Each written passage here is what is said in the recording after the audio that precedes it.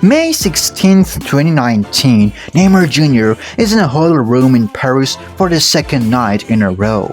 The young woman whom he shares the room with is unknown, at least for the moment. But a lot will change in the following days. For starters, the world will get to know Najila Trindade Mendes Deza, a 26-year-old model, interior design student, a daughter, a mother, and in her own words, a normal person.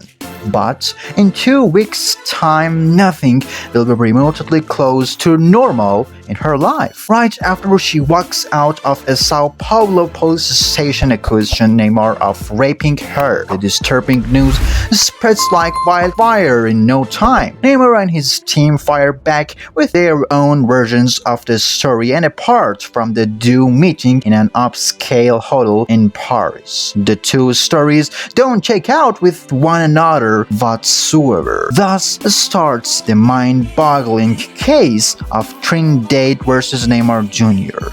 In a case even the Brazilian president got involved in, a case that allegedly became a huge deal breaker for one giant, a pair brand, and provided an opportunity for the other, a case so full of twists and turns that the complaints became decoys at the end. 4 years down the line, no one still knows what really happened in that hotel room on the night of May 15. What we know is the questions is left behind. How did Neymar and Trindade meet? When they decided to hook up? And at what point things took a bad turn? Why did the rest of the Trind's hidden camera footage never really surfaced? How come she ended up being charged with procedural fraud, scandalous denunciations, and extortions? Welcome back to Football Corner. Today we're taking a deep dive back into the scandal, which was too much even for Neymar. Prologue, June 1st, 2016, New York City. Neymar and Michael Jordan are together at a launch event. Dude are collaborating for Nike's new shoe range. After a rather uneventful evening apart from the two icons coming together, that is, Neymar decides to end the night on a higher note and parties had a nightclub in the early hours of June 2nd. Allegedly, the Brazilian is too intoxicated to get back to his room by himself. So, the hotel staff contacts a marketing executive from Nike and colleague of her to ACC company Neymar. For a brief moment, the marketing executive finds herself alone in a room with Neymar. And that's when the Brazilian agility takes off his underwear and tries to force her to perform, or when she refuses and tries to leave, Neymar's response again, allegedly, is to block the door, and when she does get out of the room, he follows her down the corridor of the hotel half naked. The alleged victim shared what happened on that night in details. First, with her family and friends, and then with the new colleagues.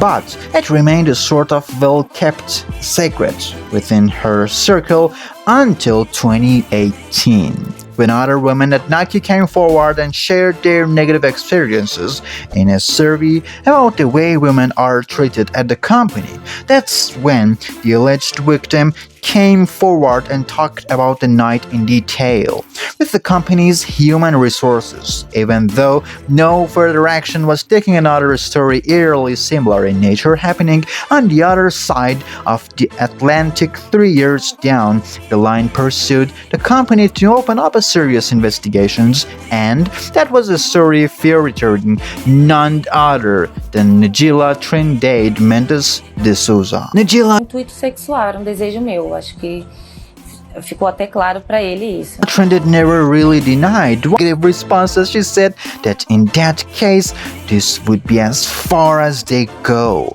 Allegedly, Neymar didn't respond, and Trindade took his silence as confirmation of her desire to stop. then and there. The two weren't on the same page through, at least according to the young woman's version of the story. Following the alleged act, Trindade was in a state of shock, and as she recalled later, she couldn't even cry on the spot.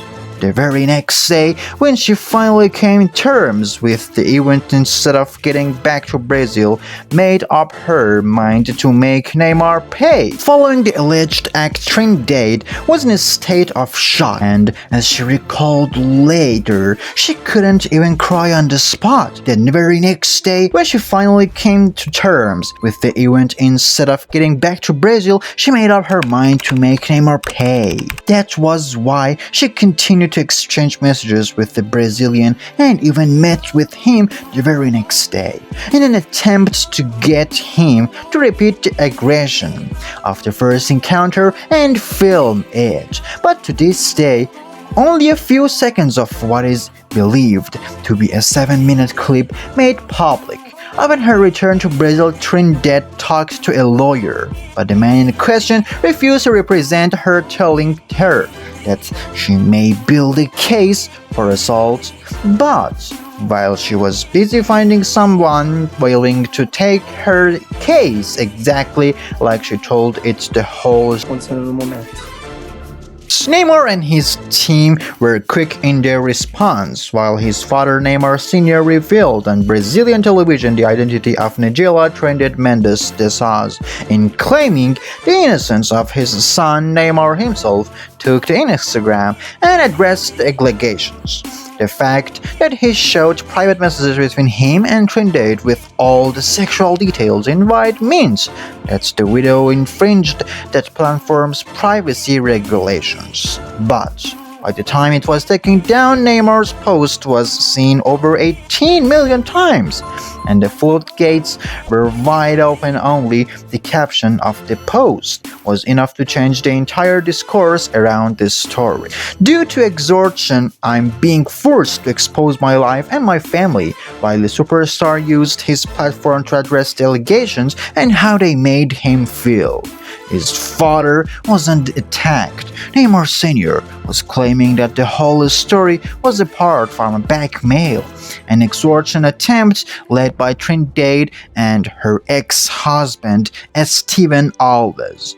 Trindade vehemently denied the allegations and told SBT Brazil that her lawyer had told her that he would simply let Neymar's lawyers know about what was going on, all the while with her anonymity lost. Trindade became the subject of immense criticism online, and Brazilians started to dig deep into her life. Within a few days, everyone in the country knew that the 26-year-old had close to $30,000 debt and that she was given a notice of eviction. All the conversation was now centered around the desperate woman trying to solve her financial problems by any means necessary.